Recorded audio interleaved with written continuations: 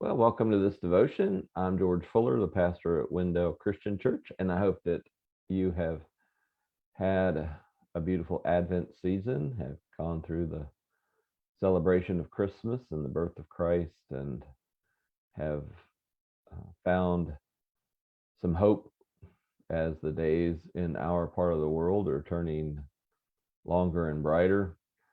And we hope that you will find your way to Christ each day and into the fellowship of a church. And we're really glad that you're able to share this time with us. And this morning, we're continuing to walk through devotions that are based on the loving kindness prayer. This is a prayer that invites us to have and share more of the fullness of the love of God. In the Hebrew scriptures, the word is hesed, and translated loving kindness. In the New Testament, the word is agape, and it's a word used to reference the love of God, this love that is full, includes everyone, and is unconditional. And it is the desire of our souls. In fact, our souls were made to find our home in chesed and in agape, in the love of God, in a loving kindness that is from the maker of our lives, the sustainer of our lives, and the one in whom our lives unfold, and the one in whom we go through all of our transitions, including death. And so that kind of love transcends death. It is a love that has eternal life, is often the way it's translated, a life that goes on and on. And so we are able to live life with this love filling us and equipping us and holding us and getting us through. So we'll come to that a little bit more in just a second. I'm going to read the entire prayer and then we'll focus on one phrase. Lord, may I have a deep awareness of your great love. Lord, may I be in your grace, full, free of all guilt and all shame. Lord, may I hear your words of affirmation and know the joy that I bring you. Lord, may I be safe and healthy.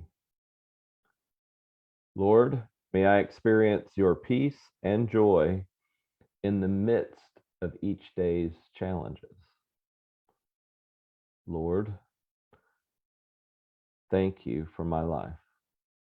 May all of us be transformed and become one in your great love. Today, I wanted to focus on, Lord, may I experience your peace and joy in the midst of each day's challenges.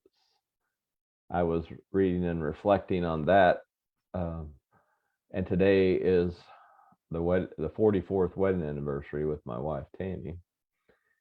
And so it makes for a day of reflecting on how our relationship began and how we became husband and wife and how we got through finishing school and having children and raising children. And now we have 6 grandchildren. How we've had friends that came in and out of our lives. We've had friends that came in our lives and stayed and remain in our lives today.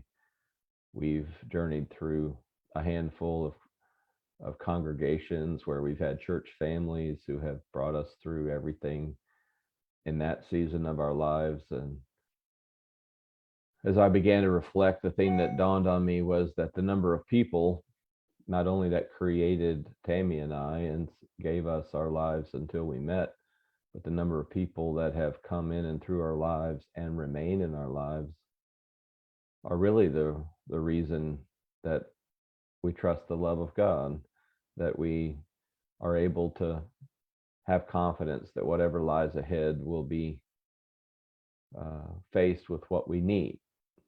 Doesn't mean we won't have struggles, and that's where this phrase is meaningful to me. This part of the prayer, may I experience your peace and joy in the midst of each day's challenges. And we've had challenges in our relationship, challenges fighting illnesses. We've been through so many difficulties with many people as a pastor. We love our people and enter into their struggles, become friends, become family for the time that we minister together as a church family. We have so many people, and so I think it's important for us to see, and it even relates to the lectionary passage coming this Sunday, that part of the way, and maybe one of the most vital ways that God's love is proven, is when we experience joy and peace in the midst of challenges. Wow, so many challenges. And so, in this day that we have, and in the days that we can think about and look into the future and can consider what lies ahead, this prayer is asking for something that God is faithful to give. And that is that God will be present and give us what we need to get through all the challenges. And because God will be present and we will know love, and because we will be given what we need, we can have some joy and some peace, even in the midst of this day and whatever lies ahead. Eternal life is not something that just lasts forever. It's something that shows up every moment of every day. May that be so in us and among us.